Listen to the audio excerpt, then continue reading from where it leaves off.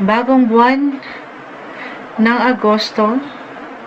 Anong kailangan yung marinig? Medyo pinapakiramdaman ko po ang panahon. Dahil nag-uulan, may bagyo tayo. Ang super lakas ng ulan. Sana safe kayong lahat. Tayo po ay live na live sa TikTok. Babalikan ko kayo if ever meron mang mag-comment. Guidance. Aquarius, laban natin to. Kulang tayo ng ilang guidance for you. August 2025. Message po. Anong kailangan marinig ng isang Aquarius ngayon? Message para sa isang Aquarius, August 2025. The Queen of Wands. Add pa tayo. Paisa-isa. Eight of Pentacles. Message. Two of Cups.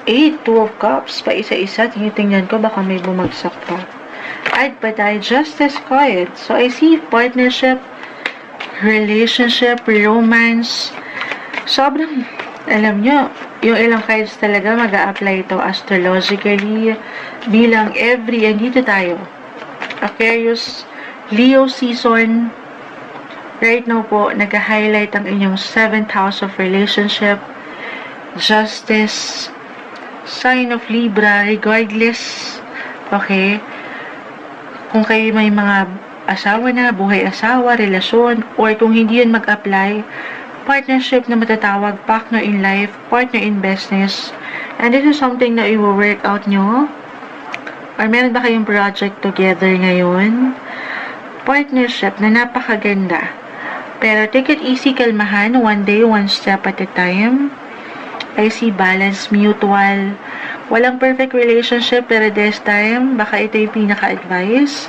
Napapaangatin niyo yung pag-at peace, yung harmony, justice. Okay. Or meron kayong ano yan? Merong matatanggap, business, love proposal, why not? Or business proposal. Guys, tayo ay general reading. Just only take what resonate po. Or meron kayong pipirmahan na kontrata ngayon, negosyo. Hindi magiging okay kayo sa IC challenge. Difficulty, I will be honest. Pero, isang ano lang to. Kumbaga, isang test. Mate-test ang inyong PC or ang inyong paraan. Paano nyo i-handle ang situation. Walang perfect. Pero I see support. May ilang suporta sa paligid. Basta't andito kayo na ayon sa batas, hindi po isang legal advisor si Moonchild, pero yung wasto lang, okay?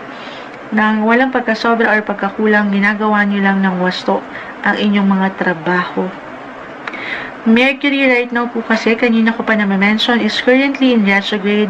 Ay sa ilang baraha mo, parang meron kayong pagkakasunduan. Meron ganun, compromise, connection, partnership, collaboration. Hindi magiging okay, pero very important na, syempre naman, you should always know your business. Mapa-partnership or relationship man to. Okay, hindi kayo agad-agad magmamadali or susuong sa isang sitwasyon, relasyon na hindi pa okay. Hindi magiging okay. Lalo pa single, nandito sa talking stage or dating stage, kalma. Very important na patuloy na kilalanin ng bawat isa. Hindi magiging okay again. Pero pinapaalalahanan na kakalmahan muna ngayon work on your partnership. Unti-unti ito ay isang proseso. Pero kung matagal na kayo at sinubok na kayo ng ilang pagkakataon, I feel na mas seryoso na. Magseseryoso na ng tuluyan ang ilan sa inyo. Love, relationship, partnership. Tayo ay general reading po. Okay? So, may pag-highlight, pagbibigay diin po sa mga personal business nyo. Personal, professional. Tignan natin, add pa tayo. Guidance, Aquarius, napakalakas po ng ulan. Laban natin to August 2025. Ano pang kailangan nyo marinig? I see travel. Meron bang travel sa inyo? Queen of Swords, the Hermit. Meron ba kayong hinahabol dyan na hostisya or meron talaga kayong laban sa bataan? Wow. Again, hindi po isang legal advisor si Moonchild, pero for some of you na merong ipinaglalaban dyan at hindi nagiging madali ang mga situation, walang perfect. Pinapaalalahanan kayo na meron support, may kaliwanagan sa huli, pero papaangatin ang inyong mga boses. Maging bukas kayo kahit sa simpleng pagpaplano dito sa ilang profesional, okay, na pwedeng makatulong sa inyo, guys.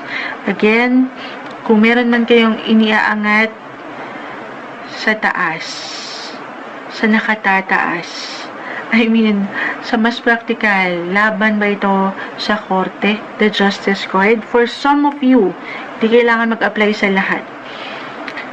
Merong support. Minsan lang, huwag niyong sukuan to.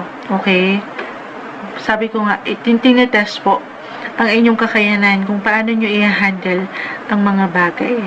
Kung hindi yun mag-apply, sabi ko nga, travel, kung saan kasama nyo 8, 7, family. Business trip ba ito? Pwede rin. Tayo po ay general reading. So, ayun. Magiging successful ang mga bagay, guys. Again, yung justice, yung balance, matatanggap nyo yung tamang hostisya.